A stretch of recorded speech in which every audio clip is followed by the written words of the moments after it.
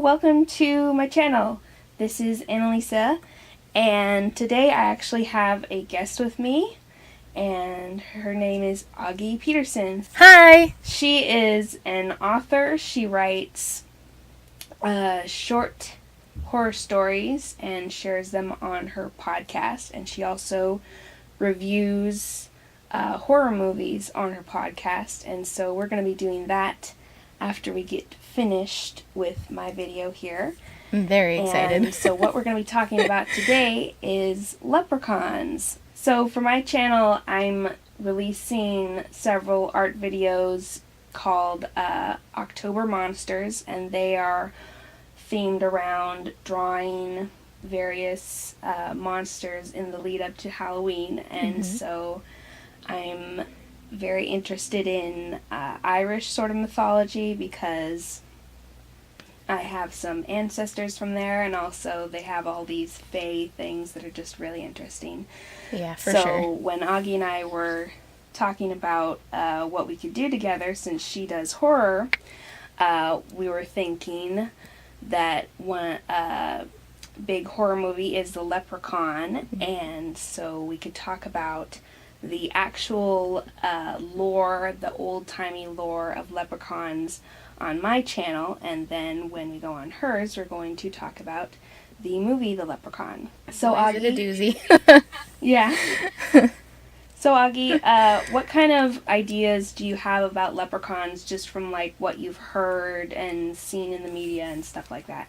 Yeah, so when I was growing up, I always heard about leprechauns because, you know, in kindergarten class or on St. Patrick's Day, you would make the little traps for them and all kinds of stuff and try to catch one. And then it'd be kind of an elf on the shelf situation where they mess stuff up instead of falling into your trap. And that was always fun.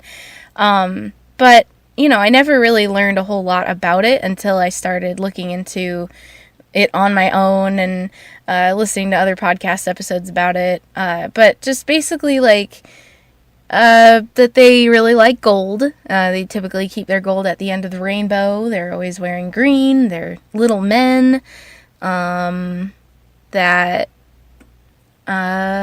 you know, just the basic stuff, you know, like they got buckles on their shoes and they're Irish. So, not a whole lot of specifics. With Irish. Yeah. Yeah. That's interesting that you used to have like school things and stuff where you would hide stuff from them or for them. It was like a trap. I don't remember what we put in the trap, but it was like, you know, I think we might have used like Lucky Charms or something, and it was like this little thing made out of straws, and it would try to trap the leprechaun, and then he'd like eat half of the Lucky Charms with little bite marks out of it, and then knock over the little cage we made out of straw, and like, it was really funny. That's really cute. I didn't know people did that. Yeah. It might have just been a weird kindergarten thing that my class did, but who knows? Oh, yeah. It sounds really fun. Yeah. Yeah, so a lot of my ideas about leprechauns were the same kind of short, wearing green with the red beards and everything, and also I think I might have seen them in a couple of like magical movies or shows where they were playing a part. But right. Yeah, like that one on Disney Channel, yeah. Yeah, the one they would usually, I think, have kind of trickster type personalities where they could disappear from things, and they would like, you would try to catch them but you couldn't, things like that. Right, yeah. Yeah, and then of course the Lucky Charms one. Yeah. Yeah. And so I've been looking up the old sort of tales about leprechauns, and I've been finding some things that are kind of the same and also some things that are kind of different. Oh, interesting. Like, yeah. One thing that's the same and makes sense that it would be the same is that they're small. Like, leprechaun, the origin of the word basically just means small man. Oh, interesting. I didn't know that. Is that like a Gaelic word or something? Yeah. Yes, it's the loop part. It's a derivative of loop conris or something, and like the loop part is small, and the the part with the C in it is for body. So small body is where the word comes from. Yeah. Cool. And so different, like Irish, there's poetry is one of the older forms of legends that's available, and little story type things that have been written. Right. Let's see if I can bring them up. So in poetry by like Yeats, he described the leprechaun as being about 3 foot high. And so that's one thing that's kind of the same to what we think of. And also another thing is across all the different legends and stuff that I found, they do regularly have buckles on their shoes. And they sometimes also have them on... Yeah. And they also sometimes have them like on their pants and things, and on their hats. Oh. I wonder if that has anything to do with the whole gold thing. Like maybe that's them using their gold in a productive way, and then they're kind of just being all flashy about it. Like, hey, check out my buckles on my shoes. I made it myself. Yes, that would make sense. And another thing about them being rich and stuff is that they were actually described as having a red coat instead of a green one. Interesting. Which I think, that a red coat would be kind of the dye back in the day. I thought a red coat would be more expensive than other colors. Mm-hmm. And also, they would have, and actually, some accounts say that they just would have like some gold lace around their cuffs of their coat and around their necks. But one account actually says that they would have an Elizabethan ruff, which you know, like those pictures of Queen Elizabeth. Yeah. That's kind of crazy. Yeah. Wow. So, they would have hats that would have points on them, and red breeches to go with their coats, buckled at the knee, and then gray or black stockings.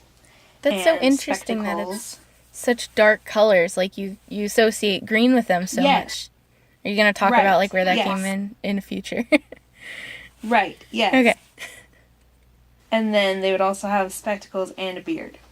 Wow. So the beard part is the same, although I didn't see that the beard is always necessarily red hair. I think that's just kind of associated with Irish people, so people kind of put that together. Right.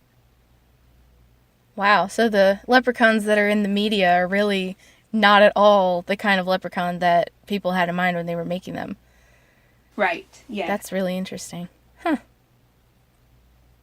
And apparently, sometimes, since the leprechauns had the trickster sort of thing that they would do when they didn't want to be known as leprechauns, they would get rid of their ruff and their fancy coat and would wear a big like trench coat type thing over them. And so the only way you can tell, the only way that you could tell that they were a leprechaun if they were doing that is they would always wear their hat at a cockeyed sort of angle. Ah. Interesting. Yeah. Huh. But they were still little. So, like, they were just little men walking around. Right, yes. You would think that you would also notice that he was 3 foot tall. Right. Not everyone back then was that size. Wow. Right. Interesting. One thing also that I haven't noticed, particularly in modern culture surrounding leprechauns, but that is in like the horror movie pictures that I've seen, is the old withered face with all the wrinkles. Yeah. That is, they do apparently in the old legends have old wrinkly looking faces, kind of like that. Interesting. I wonder why they look like old men instead of like younger men or girls even. Yes. That's so interesting. that that's what they Yes, chose. apparently there was a book published in about 1825 that kind of solidified the leprechauns as being pretty much men and pretty much old. Mm-hmm. And I think it's because they got associated through this poem with the little elves who make shoes. You know that legend? Yeah, yeah. Yeah, apparently the leprechauns are somewhat. Some of the legends about leprechauns are kind of like that. Huh. That's interesting how they're not all like that. That was very prominent in the movie that I watched. Like, there was Oh, parts... really? Yeah, there's parts of the movie, one part in particular, actually, where they set a trap for the leprechaun, which I guess is a theme. I don't know if that's a thing that is Yeah, spread throughout apparently. mythology. But they set a trap for him where they throw all these shoes that need to be shined in the dirt, and he's just like going from shoe to shoe, shining them, and then tossing them back in the dirt so they get dirty. Really? Yeah, and that was very interesting. And like at one point, he's like looking for his gold in this one house and gets completely distracted by shining their shoes. I didn't understand why that was important, but apparently that was something they really wanted to put into Oh. the movie. Yeah. Yeah, okay. Yeah, that kind of reminds me of some of the stories about vampires. Like, if you scatter a bunch of salt, they have to count all of them before they can move on. Oh, interesting. Yeah, so kind of like weird things that mythological creatures have that they have an obsession with. Hmm. Yeah, so there's this poem that was published back in 1850 about leprechauns, so I'm going to read it to you. Okay. All right. By William Allingham. Little cowboy, what have you heard up on the lonely rath's green mound? Only the plaintive yellow bird sighing in sultry fields around. Cherry, cherry, cherry, chee, only the grasshopper and the bee. Tip, tap, rip, rap, tick-a-tack-too. Scarlet leather sewn together, this will make a shoe. Left, right, pull it tight, summer days are warm. Underground in winter, laughing at the storm. Lay your ear close to the hill, do you not catch the tiny clamor, busy click of an elfin hammer, voice of the leprechaun singing shrill as he merrily plies his trade. He's a span and a quarter in height, get him in sight, hold him tight, and you're a made man. You watch your cattle the summer day, sup on potatoes, sleep in the hay. How would you like to roll in your carriage, look for a duchess's daughter in marriage? Seize the shoemaker, then you may. Big boots a-hunting, sandals in the hall, white for a wedding feast, pink for a ball. This way, that way, so we make a shoe, getting rich every stitch, tick-tack-too. 99 treasure crocks, this keen miser fairy hath, hid in mountains, wood and rocks, ruin and round tower, cave and rath. And where the cormorants build, from times of old, guarded by him, each of them filled full to the brim with gold. I caught him at work one day myself, in the castle ditch where the foxglove grows, a wrinkled, wizened, and bearded elf, spectacles stuck on his pointed nose, silver buckles to his hose. Leather apron, shoe in his lap, rip, rap, tip, tap, tack, tack, too, a grasshopper on my cap, away the moth flew. Buskins for a fairy prince, brogues for his son. Pay me well, when the job is done. The rogue was mine beyond a doubt. I stared at him, he stared at me. Servant, sir. Humph, says he, and pulled a snuff-box out. He took a long pinch, looked better pleased. The queer little leprechaun offered the box with a whimsical grace. Poof! He flung the dust in my face, and while I sneezed, was gone. Wow. That's So that has a lot of the little.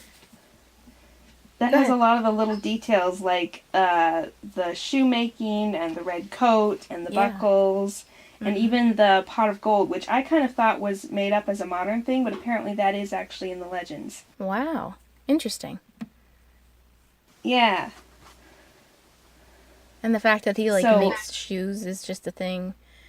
I guess they kind of had to give him a trade, huh? Yes. So that's his kind of little weakness. Well, he has all these other skills, like apparently disappearing into nowhere. Yeah, that's interesting. Just compared to the movie that I watched. I mean, I can pretty much guarantee you that they did no research or very little research into what leprechauns were trying to be. And it's a lot of making shoes, protecting gold, and kind of teleporting and kind of not teleporting. Like, they make all these little vehicles for him to travel in. Like, he's on a bike at one point, he's in a little tiny truck at one point, and he's in his own little rat rod at one point. But then at other points, he can just transport himself wherever he wants. So it doesn't really make a whole lot of sense. Yeah, the way that they travel. Yeah. It's just... Oh, God. Yeah. But I'm glad that the people who made up the myth actually, like, thought of that, you know? Yes. Yes. He poofs dust in your face like a magician. Yeah.